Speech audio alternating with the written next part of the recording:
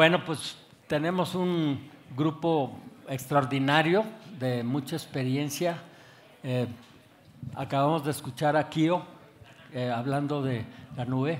Les comentaba a mis colegas que yo vi a Kio, me lo presentó Tony Rayo en un prospecto antes de que esto sucediera, o sea que ya yo felicidades a Kio por todo lo que han logrado, sin duda visionarios. Vamos a hablar de la arquitectura del futuro y en particular de la nube. Vamos a tratar de aterrizar la nube, ¿no? Con la experiencia de mis colegas que sin duda tienen mucho de qué hablar. Voy a empezar hablando de cuestiones básicas, muy rápido porque ya con Kio platicaron de esto, y después nos movemos a entender la realidad de la nube en los negocios, oportunidades, obstáculos y sin duda terminar con estrategia, con recomendaciones. Entonces, primero quisiera invitar a Carlos Osaia, que nos platique de la relevancia de la infraestructura tecnológica en la actualidad. Muchas gracias, Richie. Con mucho gusto y gusto en verlos a todos ustedes. Sí, la infraestructura anteriormente pues, era una función de soporte. Casi la regla del juego era tener buenos niveles de servicio y hacerlo con un costo eficiente. En la era digital, ¿no? La fórmula para poder competir requiere que seamos mucho más ágiles, mucho más innovadores, mucho más flexibles, y es imposible hacerlo sin tener una infraestructura que te permita que sea modular, que sea interoperable, que sea escalable, que sea resiliente, ¿no? Entonces, las decisiones de infraestructura en la actualidad, en la era digital, son estratégicas y muchas veces no les hemos dado esa importancia en el pasado, ¿no? Entonces, la infraestructura cambió de ser solo soporte a ser un habilitador estratégico. Muy bien. Paco, repasa los conceptos básicos que ya se platicaron anteriormente de qué es la nube, qué tipo de servicios, qué tipos de nubes existen. Sí, gracias Ricardo, gracias por la invitación, gracias a los organizadores y mucho gusto de verlos acá. La nube, yo creo que la mayoría o todos sabemos lo que es la nube, la infraestructura puesta pues en algún lugar. Yo le preguntaba a ChatGPT por qué le dicen nube a la nube y la explicación es porque los diagramas tienen una nubecita de cuando subíamos las cosas a la www, ¿no? Creo que lo relevante es hablar de las características que debe tener los tipos de nube. Ya también platicaron un poco de si privada, pública, híbrida, y eso se factoriza dependiendo cuántos pisos le pongas a cada una de esas, porque puedes tener varias públicas, varias privadas y complicar más tu arquitectura. Y creo que las características que la define son, pues evidentemente tienes que tener una alta disponibilidad, tienes que tener un acceso remoto, tienes que tener una escalabilidad simple, teóricamente un pago por uso, ya platicaremos más al detalle, ¿no? Tienes que ser elástica y creo que, como bien dice Carlos, el secreto está en los servicios de valor agregado que puedes tener sin necesidad de hacer una instalación propia. Y de ahí pues apalancarte en la infraestructura como servicio, las plataformas como servicio o el software como servicio. Cambiar de CAPEX, de inversión a OPEX, ¿no? Dependiendo el negocio y tus capacidades, si conviene más gastar operación o capital. Obviamente con la nube privada, pues obviamente hay que invertir también. Okay. Claudio, platícanos de tu experiencia del modelo de negocios. ¿Qué es nube pública, nube privada, híbrida? Bueno, como comentaba ahora mismo Paco, pues hay toda clase de nubes y además hoy los proveedores de servicio te venden todos los modelos que te puedas imaginar: software as a service, platform as a service, infrastructure as a service, cualquier cosa as a service. A mí me gusta entender lo que también se utiliza mucho, que es everything as a code, ¿no? Que es que todo se convierte en software, ¿no? Al final de cuentas, el principio de la nube es su tremenda capacidad de flexibilidad a través de una llamada hiperautomatización de la infraestructura que está creada allá arriba. tan automatizada que al final de cuentas se puede reconfigurar simplemente cambiando, bueno, simplemente, es un poquito sobresimplificarlo, pero cambiando el código, es decir, cambiando el software que lo define. A mí me gusta mucho ver lo que sucede hoy en los autos, ¿no? Los autos reemplazaron todos los switches y botones y demás por una pantalla que se reconfigura y pues se puede reconfigurar con una actualización de software. Entonces eso es lo que está sucediendo con la infraestructura, ¿sí? O sea, la nube es parte de la tendencia de software define everything, ¿no? Exactamente. Orquestación por software. Yo creo que para entender el potencial que tiene esto, precisamente es que todo se define gracias al software, ¿sí? Y me gusta el ejemplo, porque es muy palpable, de la industria automotriz, que pudieron quitar todos esos switches que eran imposibles probablemente de cambiar de lugar o de reprogramar si no realambrabas completamente el coche. Y lo que sucede es que ahora, con cambiar el software al que está asociado, al fin de cuentas, la operación, es que tú puedes reconfigurar la operación del automóvil, ¿no? Eso es lo que sucede con la nube, ¿no? A partir de ahí hay un montón de modelos, ¿no? Nube privada, al fin de cuentas tengo mi infraestructura dedicada, te sale caro, pero tienes infraestructura dedicada. Nube pública, la compartes con otros jugadores, o software as a service, que simplemente lo que usas es el aplicativo. Ahora, ¿cuál es el que te sirve a ti? ¿Cuál es el que mejor te funciona? Ahí sí depende que hagas una revisión de cada uno de los casos, y mucho desde el punto de vista que coincido con Carlos, es dónde me genera valor, a través de qué características es que estaré obteniendo valor de esa tremenda flexibilidad que me da la nube. Fíjate que en esa estrategia que bien menciona Claudio, y como decía Carlos, de qué factores consideras para ver el posible uso de tu infraestructura, pensando en que al final tu infraestructura es extendida, ¿no? Es esa nube también. Mi recomendación también sería, hay que darle una pensada al contexto donde estamos, ¿no? Porque cuando empezó la nube, había varias organizaciones que veníamos del concepto de servicios administrados. Y en el servicio administrado, pues ya te habías casado con un proveedor. El hosting. Y te cayera bien o no te cayera bien, en la noche había que dormir con él o con ella, ¿no? Y cuando nos platican del multinube o de los multi-hyperscalers, pues todos dijimos, de aquí soy. Y cuando empiezas a tener 3, menudo problema, porque hay que pagar la factura 3 veces, o sea, y hay que tener triple organización. Es un tema complicado. Platicamos más a detalle, pero yo creo que hay que considerar bien esas capacidades de las que hablaba Carlos, de tu circunstancia, porque vas a extender tu infraestructura. Ok, muy bien. Charlie. Sí. Bueno, hablando del valor que genera la nube, hay un estudio de finales del 2023 de McKinsey, se llama In Search of Cloud Value, y dicen que el 40% de las empresas que se fueron a la nube pues no tuvieron ningún beneficio. O sea, inclusive algunos empiezan a regresar, les salió más caro el caldo que las albóndigas, ¿no? Se fueron un poco como Venancio cuando les dicen tu mujer te está engañando, se brinca el mostrador, agarra la bicicleta y se estrella. A ver, ni me llamo Venancio, ni estoy casado, ni sé andar en bicicleta. Y entonces eso pasó al 40% no hay valor. Y solo un 10%, 50% están en medio, están empezando a hacer algunos casos de uso en algunos dominios de negocio, ¿no? Tomando procesos completos, no pedacitos, para que verdaderamente puedas tener el valor.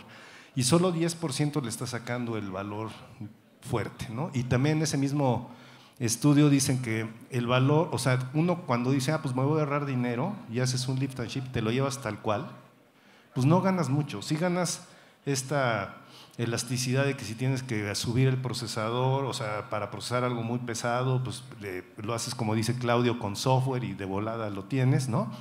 Pero realmente el valor principal es poder tener acceso a toda la innovación que está ocurriendo allá afuera. Y para eso tienes que tener preparadas tus aplicaciones para poderse enchufar con ellos. Y entonces subirlas como están monolíticas tampoco te va a dar mucho valor. Ahí es donde el hacer el refactoring o el cambiar de raíz, y eso no es barato. Y esa es también una de las cosas que luego no se entiende muy bien en la alta dirección. O sea, hay que innovar, no solamente cambiar de un lado a otro. El mayor valor viene de innovación, o sea, de la habilidad que te da estar en la nube para poder innovar y para poder ser más ágil. Y eso es muy importante en la era digital en la que tienes no sabes, como a diferencia de la era industrial en la que las reglas del juego, la oferta de valor eran claras, aquí todo es tan dinámico y tan incierto, volátil, complejo, ambiguo, el VUCA, que entonces tienes que estar haciendo muchas jugadas y eso la nube te puede habilitar y complementando lo que tú tienes, como decía Paco, con lo que ya está allá, por ejemplo en inteligencia artificial. O sea, que ahorita es el boom y que todo el mundo, hay mucho valor que se puede tener. Si no aprovechas lo que está en la nube de inteligencia artificial y lo quieres hacer todo tú, pues te vas a quedar atrás, va a ser una desventaja competitiva. Muy bien. Claudio, hablando de aprovechar la nube para innovar, de tu experiencia, ya sea en la bolsa de valores o en anterior, ¿nos puedes dar algunos ejemplos? Sí, cómo no. A ver, el más, yo creo que evidente que se tiene en estos momentos es el tema, precisamente Carlos comentaba, de la inteligencia artificial. Okay. La inteligencia artificial es absolutamente dependiente de tus datos, ¿sí? Si no tienes datos o no tienes acceso a los datos, la inteligencia artificial no sirve. Sin datos de calidad no sirve para nada. Entonces, un buen ejemplo es precisamente el utilizar, al final de cuentas, datos dispersos en la nube, ¿sí? O incluso muchos de ellos, la mayoría no estructurados, para poder acceder a ellos a través de la inteligencia artificial. Entonces, yo digo que el gran habilitador precisamente es la nube para poder utilizar eso. Ahora, también la realidad de las cosas, y es un poco a lo que se refería Carlos, es que te tienes que pensar de una manera completamente diferente que como piensas cuando tienes un centro de datos con tus servidores y con tus equipos. ¿Por qué? Porque la capacidad de utilización por demanda de todos estos features, ¿sí?, requiere también de arquitecturas particularmente diseñadas, ¿sí? Y de ahí viene precisamente yo diría el riesgo. Yo me imagino que ese 40% al que se refiere Carlos es porque esperaban reducción de costos. O sea, ellos esperaban que… Foco en reducción de costos. Era por reducción de costos. Y creo que ese es el fantasma más tenebroso que tenemos aquí en el salón, en todos los lugares. La nube es para reducir costos, no es para reducir costos. Okay. Es para poder habilitar capacidades utilizando… Mayor agilidad, mayor agilidad, cosas. Mayor flexibilidad, mayor, yo diría, uso ad hoc de capacidades específicas que te pueden ofrecer los proveedores de nube. Pero ahí me voy al otro ejemplo que ponía Paco. Es bien peligroso, porque no es lo mismo lo que te ofrece Amazon que lo que te ofrece Google, que lo que te ofrece Azure. Las arquitecturas para poder explotar esas capacidades en buena medida hoy siguen amarradas a las capacidades que te entrega el proveedor de nube. Con lo cual, algo que hiciste para que funcionara, por ejemplo, utilizando capacidades de inteligencia artificial en Amazon, no te va a funcionar en Microsoft, ¿no? En Azure, y viceversa. Entonces, implica, sí, un cambio cultural, ¿sí?, un cambio en la forma de pensar las soluciones en las organizaciones, desde su creación de valor del lado del negocio hasta cómo arquitectas las soluciones del lado del aprovisionamiento de tecnología. Muy bien. Paco, ¿algunas sorpresas no tan positivas de la entrada a la nube? ¿Tienes algunas? Pues más que sorpresas, siempre es más fácil ver las cosas unos años después, ¿no? Claro. Porque al principio pues pensamos en el lift and shift que mencionaba Carlos. Reconstruir tus aplicaciones, no, para nada, las voy a subir allá y allá consumo datos y no planteamos el tener un recurso de FinOps o una función que gestionara los costos. Insisto, de pronto se te multiplican las facturas. Lo veíamos al principio como una reducción de costos y no como un valor agregado. La realidad es que vas aprendiendo, pues de pronto con algunos tumbos te pegas con la pared. Yo creo que de los principales aprendizajes, y te diría no por el uso de la nube, sino para el uso de la nube, es lo indispensable que es tener una buena capa de gestión de cargas, de gestión de servicios. Hoy ya puedes contenerizar prácticamente todo, pero en la medida en la que tienes eso con una capa así, habilitas al equipo de gestión a que administre las cargas en las diferentes nubes, y pues viene quincena, hoy es 14 o 15, entonces pues la carga necesariamente sube, por lo menos para nosotros los bancos, entonces ahí te muevo a un lugar en donde puede ser más eficiente.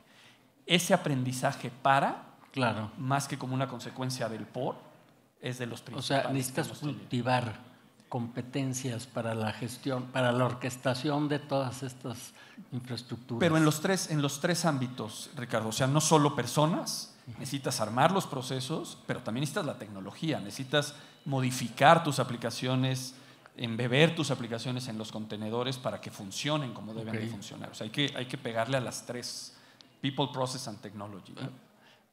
Charlie, hablando de contenedores, es software, ¿no? ¿Nos puedes describir de qué se trata? Porque es parte de la tendencia de software defined everything. Sí.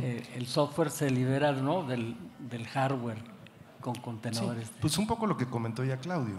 O sea, ahora hay software defined ones, ¿no?, etcétera. O sea, todo ya que eso es lo que te da justamente la flexibilidad, la agilidad. Entonces, yo no creo que ya Claudia lo cubrió la parte de manejo de software. Muy bien.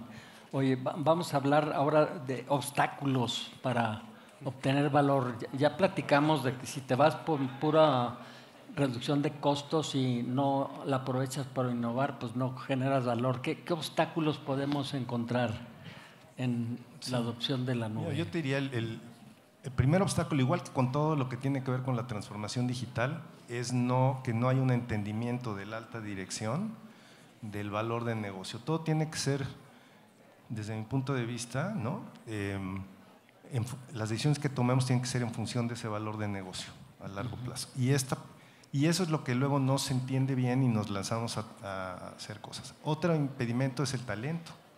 O sea, hay una falta de arquitectos. Yo me acuerdo, pues, en alguno de los trabajos que tuve, yo casi como Ricardo III, que decía mi reino por un caballo, yo decía mi reino por un arquitecto bueno, porque te encuentras luego, o sea, que no hay ese talento, es muy difícil. Lo mismo pasa en otras áreas como ciberseguridad, etcétera. Entonces, un tema de talento yo creo que también es importante. Y sí, sin este entendimiento, como las inversiones no son, o sea, el refactoring que comentaba Claudio, el desarrollo de las capacidades que comentaba Paco para poder gestionar todos estos servicios, no es algo, ni tampoco que lo vas a poder comprar de manera inmediata o adoptar de manera inmediata, es algo que tienes que desarrollar esa capacidad en la organización. Si no se entiende esto por la alta dirección, pues es probable que se empiecen a desesperar de decir, oye, pues es muchísimo dinero y cuál es el retorno a la inversión. Y si no se piensa en más allá de que con estas capacidades vamos a poder hacer muchas más cosas y si no los competidores nos van a llevar al baile, entonces es muy difícil. Y muchas, también en este reporte de McKinsey, muchos se quedan a la mitad. O sea, empiezan a hacer la migración a la nube y se atoran, empiezan a tener estos problemas que comentaba Paco, se quita el apoyo de la alta dirección y te quedaste pues ni chicha ni limonada, ¿no? Entonces, ahí es donde se requiere mucho liderazgo, talento y una visión de futuro para poder impulsar la transformación. ¿Alguno de ustedes tiene experiencia en repatriación, que se llama, de ir a la nube y luego de regreso? ¿No? A lo mejor somos muy necios, pero Sí. no. Mira, es que es como las lanchas, le decía yo el otro día que tuvimos aquí la plática previa, le digo, en Janitzio, en el lago de Pátzcuaro, la lancha que te llevaba a la isla, pues, te cobraba 10 pesos de ida y de regreso 20. Ya que estás allá, o sea, ya te subiste a X nube de X proveedor y pues salirte no está tan fácil, o sea, te va a costar más caro claro, también. ¿no? Oye, y eso se hablaba del outsourcing, ¿no? El outsourcing era contratos muy rígidos. Como dijo Paco, vas a tener que dormir con él o con ella. En la noche, a la hora que llega, vas a tener que dormir con el que hayas seleccionado.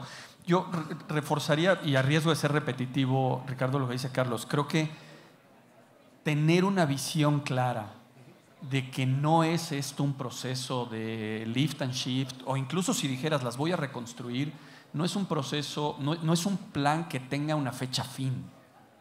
Es un programa que el blanco se va a ir moviendo y tienes que ir permanentemente ajustando tus objetivos y tus planes, la gente, la organización. Y yo lo que agregaría de lo que decía Carlos de la estrategia, el liderazgo, para hacer el plan, le agregaría un tema que es los KPIs son bien distintos. Si mides nada más el ahorro, te vas a llevar la sorpresa de que no generaste valor. Y lo que tienes que hacer es empujar a que se genere valor.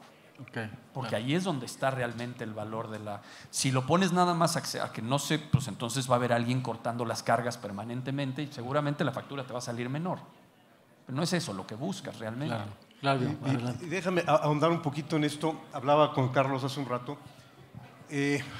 Obviamente hay economías bastante más avanzadas que nosotros, ciertamente, en lo que está sucediendo al respecto de la nube y al respecto de todo este fenómeno, y también nuevos riesgos que están surgiendo, ¿no? Digo, para nadie será secreto que hoy una cosa que nos preocupa muchísimo a todos es el riesgo geopolítico, ¿no? ¿Qué pasa si el agente naranja de pronto decide apagarle algún servicio a las operaciones de otro país, ¿no? Entonces, estás hablando de que hoy las 7 magníficas, ¿no?, que son las 7 acciones que lideran los mercados en todo el mundo, todas son americanas, ¿sí? Entonces se vuelve más importante algo que creo que está detrás de lo que comenta Paco, que es la gestión de tu cadena de suministro de tecnología, ¿sí?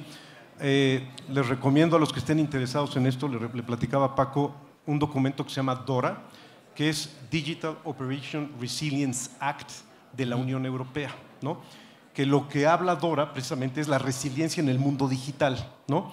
Obviamente un negocio como la bolsa de valores, como la infraestructura del mercado financiero, somos particularmente cuidadosos por eso, y creo que por eso también somos afortunados en no tener que repatriar cargas que hubiéramos movido a la nube, porque somos tremendamente conservadores en ese sentido. Pero sin embargo, este concepto de gestionar la cadena de suministro de tecnología se vuelve crítico, ¿sí? Es decir, hoy, partiendo del principio que es imposible que tú te suministres la tecnología por ti mismo, porque tienes estas oportunidades como la nube, o como el software as a service, o como cantidad de artefactos, dirían los arquitectos, que debes utilizar para poder reducir tus tiempos de puesta en producción de capacidades, tienes que tener una capacidad fundamental dentro de tu equipo de tecnología que gestione la cadena de suministro.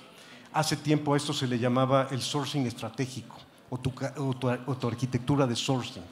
Ahora en realidad es el supply chain, pero en el mundo digital no es de partes que están entrando a la línea de producción, sino son productos tecnológicos y servicios tecnológicos que son parte fundamental de tu cadena de producción, ¿no? Entonces, eso tiene que estar diseñado, ¿sí?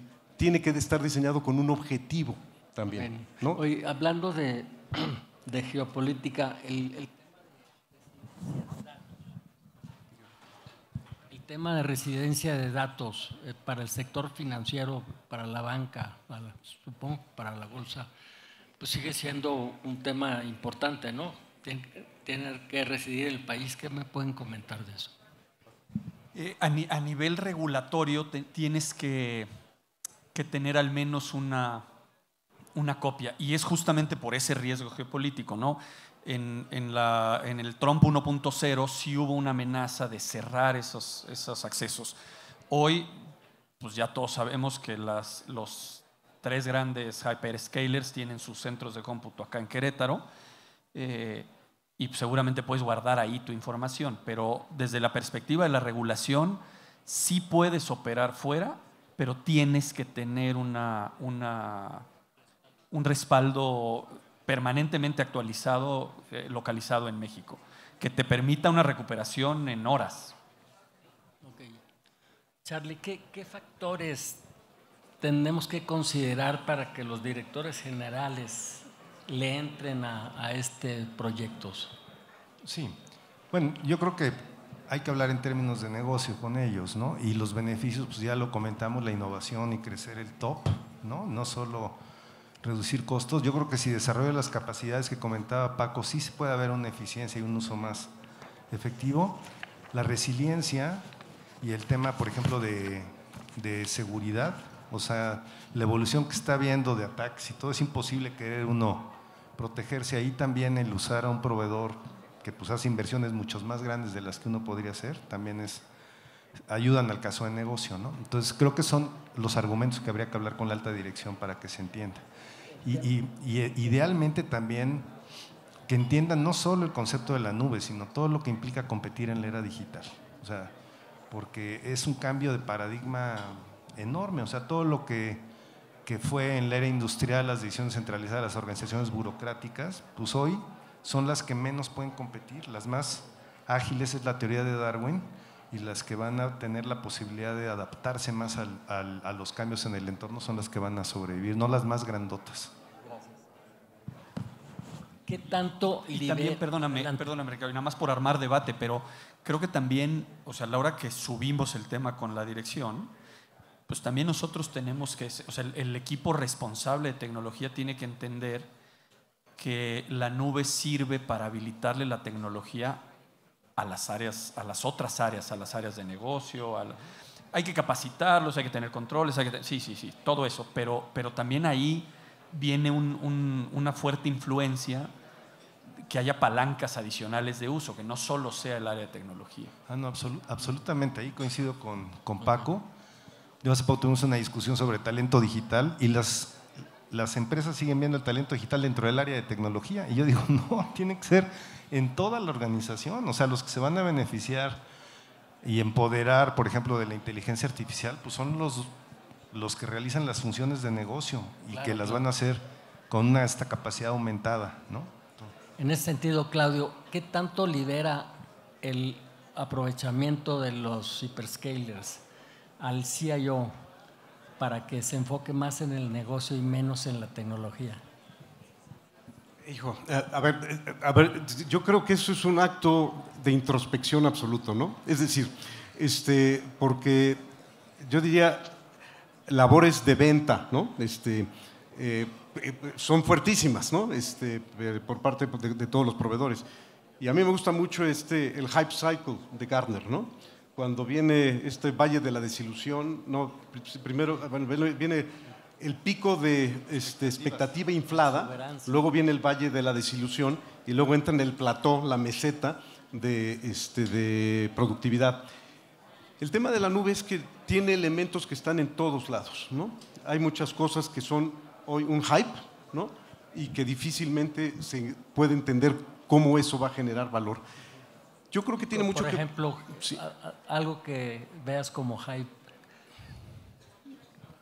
Wow, algo que sea un hype ahora mismo. Quantum computing. Quantum computing. Sí. Quantum en la nube. El quantum computing. Claro, sí, claro. Sí, no, tal cual. Estamos lejísimos, ¿no? Como divertimento intelectual está muy exótico y muy llamativo, ¿no? Pero la neta es que lo que yo me he puesto a estudiar es que no le encuentro cómo eso puede entregar Charlie, pero valor. En ese sentido, high performance computing en la nube. Sí, ¿qué tan viable es? Sí. A ver, quantum computing, quantum es otra tecnología y necesitas inclusive la manera como se va a desarrollar el software es distinta. Y ahí necesitas a los físicos. Y ahorita hay maestrías de quantum computing en Estados Unidos porque el talento de lo que hoy sabemos nosotros, eso es muy diferente. No está tan lejos de lo que uno pensaría. O sea, las proyecciones, por ejemplo, también de McKinsey y de otros consultores, es que ya va a haber implicaciones en 2-3 años, ¿no? Por ejemplo, en la industria farmacéutica. O sea, es para ciertos problemas muy particulares donde primero vamos a ver aplicaciones de quantum computing.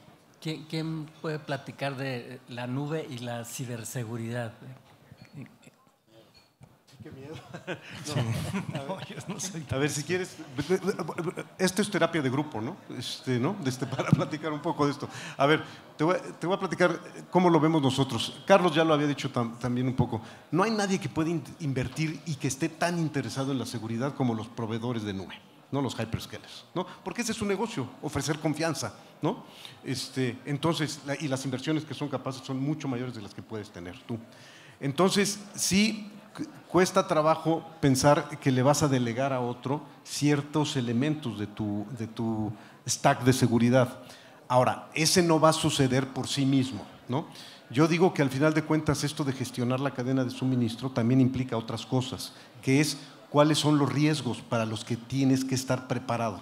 Y los riesgos se tienen que resolver por diseño, ¿no? Entonces, sí, yo soy un convencido de que ellos pueden invertir mucho más en seguridad y que están mucho más interesados porque su negocio completamente depende de ello, pero que también tú tienes que entender cómo, cuándo y bajo qué condiciones se alcanzan los niveles de seguridad que tú requieres, ¿no? Entonces yo digo no que… te exime de la responsabilidad. Por supuesto que no, por supuesto que no. Sigue siendo tu responsabilidad y sigue siendo algo para lo que tienes que estar diseñado. Paco lo comentó hace un poquito, hace un momento, el tema de la resiliencia de datos. ¿Qué vas a hacer para proteger tus datos ante una eventualidad? Bueno, en este caso también es cómo vas a proteger. Son los riesgos para los que tienes que estar diseñado. Y yo lo que digo es que esto no es artesanía, es ingeniería, ¿no? Tienes que tener ex profeso una intención de cubrir ese riesgo, probar y convencer de que eso está logrando, ¿no? Charlie, la nube y la sostenibilidad, ¿qué puedes comentar de esto? Pues es todo un tema, sobre todo con los Large Language Models que consumen tanta energía. Sobre todo entonces inteligencia todos artificial. los que están invirtiendo en estos mega data centers que va a haber, ¿no? Pues la preocupación es la energía. Hace poco veía una de estas entrevistas de TED Talk a Eric Schmidt, al que fue el CEO de Alphabet, ¿no? Y él decía que, por ejemplo, la cantidad de energía que se va a requerir para los data centers solo en Estados Unidos es, creo, no me acuerdo el número, 900 gigawatts, creo, pero era más que toda la de todo el país, por ejemplo, de México. Entonces todas las empresas están invirtiendo, o sea, Bill Gates está invirtiendo en energía nuclear para generar energía eléctrica, o sea, de una manera más sostenible, porque sí es un tema, o sea, claro, y a veces nos cacha, o sea, iba para abajo y otra vez está empezando a subir. Y yo creo que el común denominador en los dos temas, Ricardo, y seguramente en inteligencia artificial y en algunas otras cosas, el común denominador es que la escala les favorece a las nubes versus lo que podemos hacer nosotros. Porque por más que puedas hacer tú con tu centro de cómputo y pongas paneles solares y molinos de aire y lo que quieras, no vas a generar la autosuficiencia que pueden generar ellos con ese tipo. O sea, imagínate nosotros invirtiendo en energía nuclear, no, nunca va a suceder. Muy bien, pues para cerrar me gustaría que cada uno de ustedes nos diera para la audiencia recomendaciones estratégicas. ¿Quién empieza? Charlie. Sí, bueno, a ver, la primera es el tema de pensar en esto como un tema estratégico para la competitividad del negocio. Esa sería la primera. La segunda es que sí tienes que invertir, como decía Claudio y como decía Paco, en arreglar la plomería, y eso no va a ser barato. O sea, tienes que crear las capacidades fundacionales para poder realmente sacarle el valor a la nube, como comentaban Claudio y Paco. Eso, ¿no? Y tercero, pues tienes que empezar, o sea, y eso lo ideal es que lo hagas pues, pensando en todo el negocio, no solo en un pedacito. Aunque te va a costar más y es mayor riesgo, lo ideal es que eso. Los que más valor han tenido son los que hacen eso, ¿no? Yo diría esas son dos recomendaciones. Muchas gracias, Paco. Yo me voy a ir un poco más a la tierra. Les diría, no piensen en migrar nada a la nube que no conozcan como la palma de su mano. O sea, la carga la tienes que conocer perfectamente bien, cómo opera, cómo se ejecuta, cómo ejecuta las transacciones, si es que es algo transaccional, cómo ejecuta los procesos, las cargas de la información, qué hace, qué sube. Y dos que ya había mencionado, lo mencionó Carlos, luego lo platiqué yo, los KPIs. Asegúrense de tener indicadores que incentiven lo que están buscando en la migración a la nube. Excelente. Claudio. Ahora sí, Paco, muy en la tierra, yo me voy un poquito hacia el otro lado. Yo creo que, primero que nada, el tema de la nube no es opcional, ¿no? O sea, la tienes que usar, la vas a usar sin lugar a duda, ¿no? Pero tienes que repensar la forma como diseñas el aprovisionamiento otra vez, y que tienes que también cambiar la cultura. Tienes que partir de cuál es el valor que esperas, ¿no? Que difícilmente, por cierto, va a ser un tema de reducción de costos. Probablemente como segunda o tercera derivada te encuentres con que sí puedes reducir los costos, pero no debes de partir de ello, ¿no?